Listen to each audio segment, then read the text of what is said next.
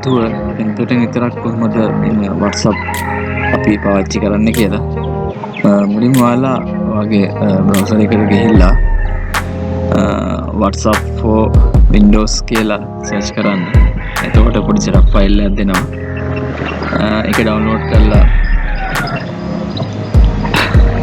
machine එකට install කරගන්න. සාමාන්‍යයෙන් ඔය file එක ගද්දී ඔයාගේ තියෙන Windows එක මොකක්ද කියලා බලලා ඒකට ගැලපෙන්න ෆයිල් එක තෝරගන්න ඕනේ. මේ ෆයිල් එක සාමාන්‍යයෙන් ඔයාලා ලේටස්ට්ම version එක ගන්නවා නම් තමයි හොඳ. මොකද මේ feature එක enable වෙලා තියෙන්නේ සාමාන්‍යයෙන් 2021 න් පස්සේ ආපු WhatsApp වල තියෙන අප්ඩේට් එකත් එක්ක තමයි. ඊට වඩා පරණ එකක් ගත්තොත් සාමාන්‍යයෙන් මේ feature එක නැහැ. ඒකින්ද පුළුවන් තරම් අලුත්ම අප්ඩේට් එකේ setup file එකක් තමයි download කරලා ගන්න. අර මම දැන් මේක download කරලා මම දැන්වත් මේක download කරලා තියෙනවා. ඒකින්ද ආපහු download කරන්න ඕනේ නැහැ. download කරන්න දෙක දානවා මම ඒක cancel කරලා දානවා. ඊට පස්සේ download වෙච්ච තැනට ගිහිල්ලා ඒක machine එකට install කරගන්න ඕනේ.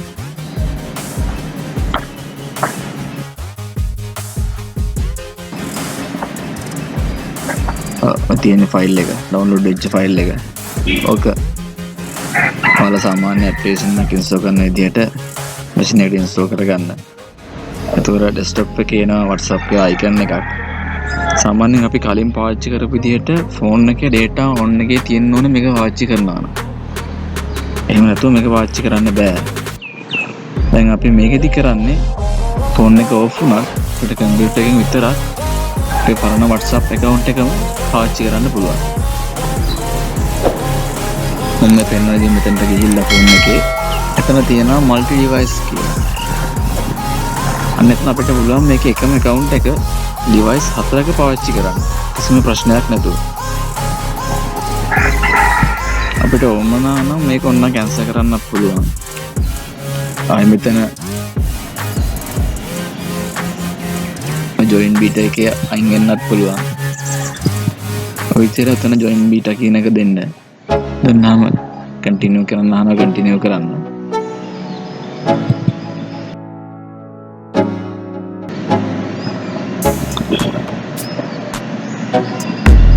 මගේ එකේ ෆෝන් එකේ data connect නැහැ කියලා කියනවා.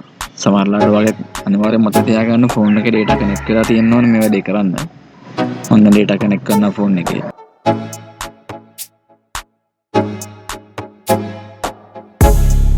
data connect කරලා අපෝ try කරනවා. continue කරන්න. ඊපස්සේ එකපාරක් මෙතනින් back වෙන්න.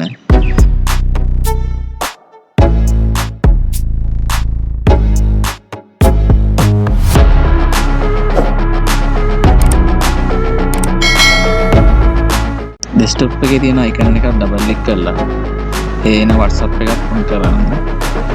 on කරලා තියාගන්න.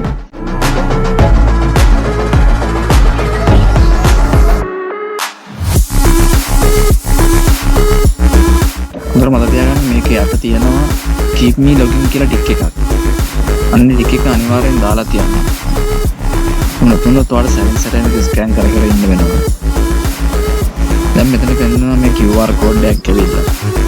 දැන් ඔයාලා අර කලින් සාමාන්‍යයෙන් කරපු විදිහටම මේකේ link device කියන එකට ෆෝන් එකේ ක්ලික් කරලා ගියාම ඉල්ලනවා access ඉල්ලනවා වගේ අනන්‍යතාවය තහවුරු කරන්න. ඊට පස්සේ ෆෝන් එකේ කැමරාවෙන් පුළුවන් මේ QR code එක අල්ලලා ස්කෑන් කරන්න.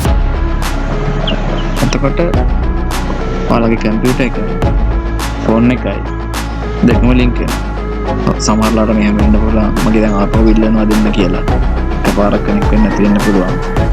ගැටලුවක් නෑ. ආයෙත් ආයෙ try කරන්න.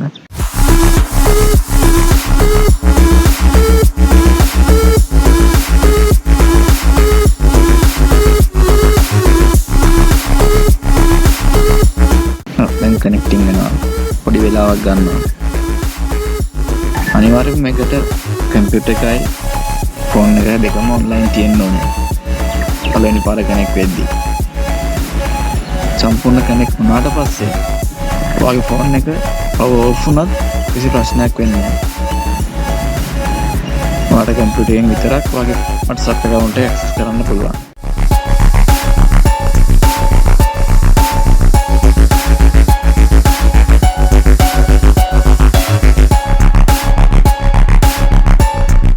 බලන්න සාමාන්‍ය විදිහට මගේ ෆෝන් එකේ තිබ්බ විදිහටම WhatsApp එක සම්පූර්ණ පෙන්නනවා. මගේ ආපු මැසේජස් සේරම තියෙනවා.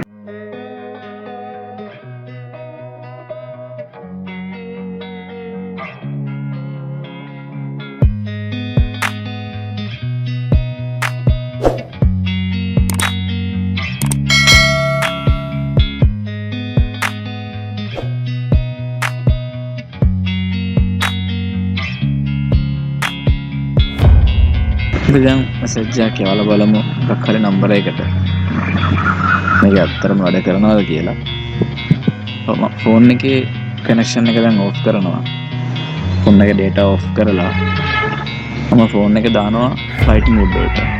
එන සාමාන්‍ය ෆෝන් එක ඕෆ් කරා හා සමානම තමයි. සම්පූර්ණ ෆෝන් එකේ තියෙන කනෙක්ෂන් කට් වෙනවා. බලන්න මම ෆෝන් එක ෆ්ලයිට් මෝඩ් on කරනවා. කරලා ඉවරලා කම්පියුටර් එකෙන් WhatsApp මම පාවිච්චි කරපු නම්බර එකට මැසේජ් එකක් දානවා.